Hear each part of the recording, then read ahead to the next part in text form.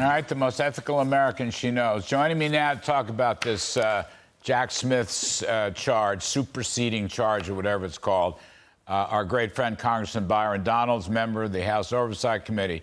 Byron, I'll get your take on the Devon Archer thing in a second, but I just want to read, this business about Trump withholding tapes and prosecutor Jack Smith going after him.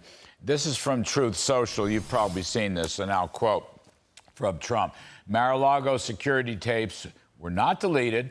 They were voluntarily handed over to the thugs, headed up by deranged Jack Smith.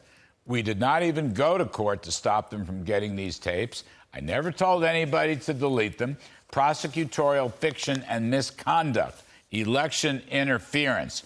Byron, what do you make of that? I mean, Trump, of course, his lawyer, Trump, they said we gave them everything they wanted. Now this guy Smith is trying to turn state's evidence. He's going into, low-level maintenance people. What do you make of this, Byron Donalds? I make of it, Larry, what I've always made of it, is that Jack Smith is the prosecutor who will try to go after any possible thing.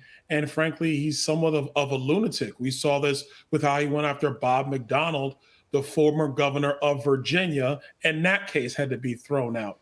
At the end of the day, the reason why Merrick Garland chose Jack Smith is because Jack Smith will do anything, and I mean anything, to try to get a conviction. But the truth of the matter is that the president, under the Presidential Records Act, was allowed to have documents. And now this new stuff about how they deleted tapes at Mar-A-Lago. I mean, look, Hillary Clinton actually deleted emails. That's actually occurred, and they did nothing.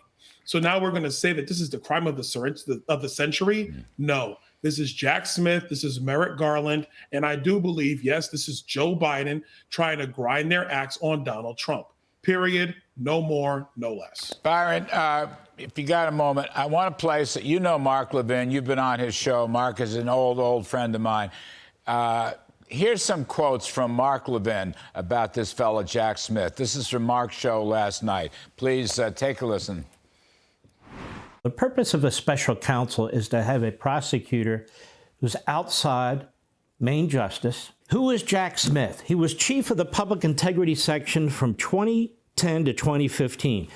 Who did he report to ultimately? Eric Holder. We have a gentleman by the name of David Harbach. He is typically the chief litigator for Smith. He's known him a long time. Former special counsel to FBI Director James Comey. Then we have Raymond Hustler, another guy that comes out of the Public Integrity Section. So what Jack Smith did is he brought all of his guys back, all the people who have abused the law in the past, all the people who have abused and targeted individuals and turned them into defendants in the past. He's brought them all into his special independent counsel office. All come out of main justice. Most come out of the Holder regime. So there you have it. And that's important, that last line. Most came out of the Eric Holder regime. This is the Obama administration going through Eric Holder. Now it's the Biden administration. These guys are all a bunch of left-wingers, Byron. And this Jack Smith guy, they didn't have to pick him. He's part of what Mark calls main justice. It's a left-wing cabal. I mean, I think this is important. I don't think the public knows about this stuff. No, they don't. There's something else that the public doesn't really know. Jack Smith was actually up to become a U.S. attorney. You know who didn't give him that post? Donald Trump didn't give him that post. So is it outside the realm of possibility that he's got an axe to grind because he thought he was supposed to get some position under the Trump administration, like he was in line to get it, but didn't get the job? Look, at the end of the day, what we are seeing is very clear. They are using the Department of Justice to go after their chief political rival, all at the same time, where the same Department of Justice tried to give the sweetest of sweetheart plea deals to the president's son. And the only reason that didn't go through is because they tried to sneak immunity from all of Hunter Biden's FARA violations in a plea deal over a gun charge. And a federal judge said, this is stupid. I'm not signing off on this. So that's what we have going on at the Department of Justice, or the Department of Injustice, because they are just as corrupt as the Biden family, in my opinion. And that judge, Noriega in Wilmington, was not really part of the shall we say, main justice. She wasn't part of the Barack Obama, Eric Holder, Joe Biden marathon. She was outside the mainstream. That's why she was so sensible.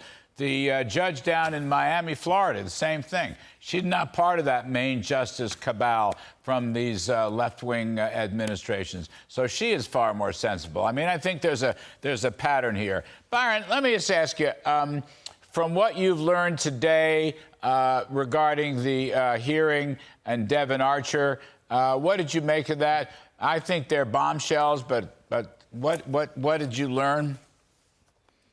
Well, look, first thing I want to make sure I do is get the full transcript. This is going to be great reading.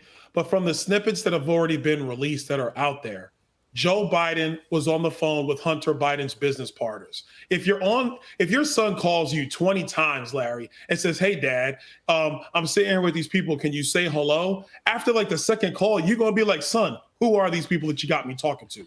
Yes. Joe Biden knew full well what was going on. I've been saying it for months now.